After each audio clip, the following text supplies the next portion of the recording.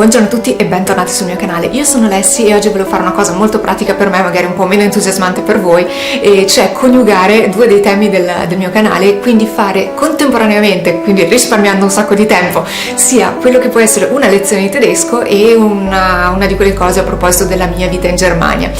Oggi nello specifico prendo spunto da un commento di Simone che mi chiedeva: mi piacerebbe vedere un video dove si parla delle autobahn e le strade ordinarie tedesche con riferimento poi ai cartelli stradali e segnalazioni che si possono incontrare. Ecco, saltiamo la parte sulle autobahn perché alla fine sono autostrade e non c'è niente di particolarmente diverso rispetto alle nostre, a parte forse il fatto che hanno 4 corsie. Mamma mia, mi vengono sopra, mi viene sul soffitto fra un po'. E appunto quindi non c'è niente di particolarmente diverso da quello che si può trovare da noi, e l'unica vera differenza è appunto sui cartelli, per cui tutti quelli che conoscete immagino che li riconosciate anche se siete all'estero, e andrei invece a vedere quelli un po' diversi che quindi possono mettere un po' in difficoltà. Immaginiamoci che voi vogliate andare all'estero, volete andare in Germania. Allora, quella che io conosco meglio è la A22, cioè l'autostrada del Brennero, che è quella che va verso la Germania passando per l'Austria. Allora, lì c'è un problema, che è appunto passare l'Austria. Finché siete all'interno dell'Italia, tranquillissimo, insomma, i segnali li conoscete. Il problema è che è arrivato varcato il confine, a parte il fatto che parlano già tedesco da un bel po', ma varcato il confine succede una cosa odiosissima secondo me, nel senso che quando fate scuola guida una cosa che imparate subito e che proprio vi rimane in mente, che non sbagliate mai, è il cartello a fondo blu indica strada extraurbana, mentre il cartello a fondo verde è l'autostrada, e quindi questa cosa la date per acquisita. Ecco, gli austriaci si divertono a confonderci le idee, nel senso che appena superato il confine si invertono i colori dei cartelli, quindi il cartello a fondo verde è la strada extraurbana e il cartello a fondo blu è l'autostrada, cosa che non sarebbe un grosso problema se non ci fosse il fatto che in Austria è obbligatoria la vignette, che è questo adesivo da mettere all'interno della macchina, quindi da mostrare sul cruscotto, che indica che avete pagato quando necessario per attraversare l'Austria. Nello specifico sono 8 euro e qualcosa, se non ricordo male, e quindi andate in autogrill e comprate questa vignette da esporre sul cruscotto, e quindi non ci sono i caselli come da noi. Devi avere questa cosa, se non ce l'hai ti fanno pagare, ti danno la multa alla fine, cioè non è che è gratis l'autostrada austriaca. E quindi attenzione, l'unica cosa è che se ad esempio dovete andare a Innsbruck, c'è scritto che questa vignette è obbligatoria a Innsbruck Süd, cioè da Innsbruck Sud, e quindi se dovete arrivare fino a Innsbruck basta che usciate a Innsbruck Sud, e appunto gratuita, non vi serve pagare per questa vignetta. Se invece volete andare altrove, quindi arrivare fino in Germania, è obbligatoria la vignetta, quindi dovete pagare. Ecco, quando passate il confine tra l'Austria e la Germania cambiano di nuovo i colori dei cartelli. E il cartello che per noi è verde, quindi l'autostrada, in Austria è blu e in Germania è blu, mentre quello che da noi è blu, quindi la strada extraurbana, in Austria è verde e in Germania è giallo. Quindi già quei fondi dei cartelli iniziano a prenderci in giro.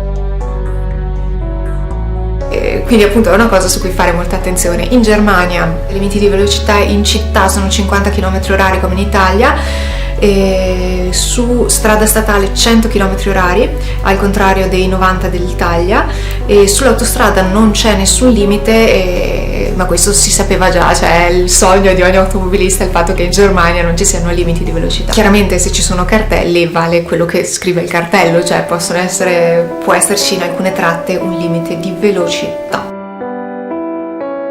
Un'altra cosa utile sapere sull'alcol test: la quantità massima di alcol nel sangue è di 0,5 per 1000 e assolutamente 0% se avete meno di 21 anni, e quindi non va a neopatentati come da noi, ma va in base all'età.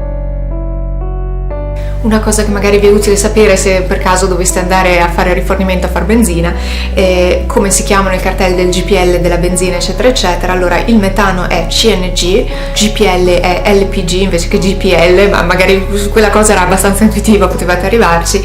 Quindi c'è il cartello con la benzina a rifornimento se avete metano CNG, e se avete GPL LPG. Un'altra cosa invece simpatica che ho notato sui semafori è che c'è una fase in più, cioè ti dà pronti attenti via, nel senso fa rosso, arancione, verde, poi vabbè, verde, arancione, rosso, però da noi dal rosso al verde non c'è in mezzo l'arancione, lì invece dice attenzione, accendete il motore, preparatevi a partire, pronti, attenti, via. Una cosa forse interessante da sapere è appunto nel caso vi arrivi una multa, diamo per scontato che facciate danni, no? Per cui vi arriverà sicuramente una multa e vi arriva direttamente a casa in Italia, quindi comodamente a casa, e ovviamente dovete pagarla nel momento in cui vi arriva. Può succedere però, se avete una multa per divieto di sosta quando mettono il tagliandino sulla macchina, che potete o andare a pagarla direttamente oppure aspettare. Cosa succede aspettando? Che può capitare uno che non vi arrivi e quindi vi va bene, oppure due che vi arrivi in Italia però maggiorata, per cui lì è sempre un rischio. Decidete voi se preferite rischiare che non vi arrivi conoscendo l'efficienza tedesca, oppure pagarla direttamente che fate prima e non vi arriva maggiorata. Non ci sono grandi differenze sui cartelli. Uno importante da conoscere che è difficile identificare è quello a fondo giallo con scritto Umleitung, che significa deviazione, quindi quando vedete questo cartello da qualche parte sapete che la strada per cui dovete andare non ci potete andare. E secondo me un'altra cosa interessantissima è, come facevo notare in quel video in cui dicevo della semplicità del tedesco e parlavo di nomi composti, la deviazione è Umleitung, dove Leitung è, ad esempio, Leiter è il capo, è la scala, significa guidare, quindi colui che guida. Significa attorno, che è una proposizione, faremo magari più avanti le preposizioni, e quindi è guidare attorno. La Umleitung, quindi la deviazione, è fare un giro attorno, è essere guidati attorno alla strada che normalmente seguireste. E secondo me è proprio interessante il concetto del vedere come creano i nomi.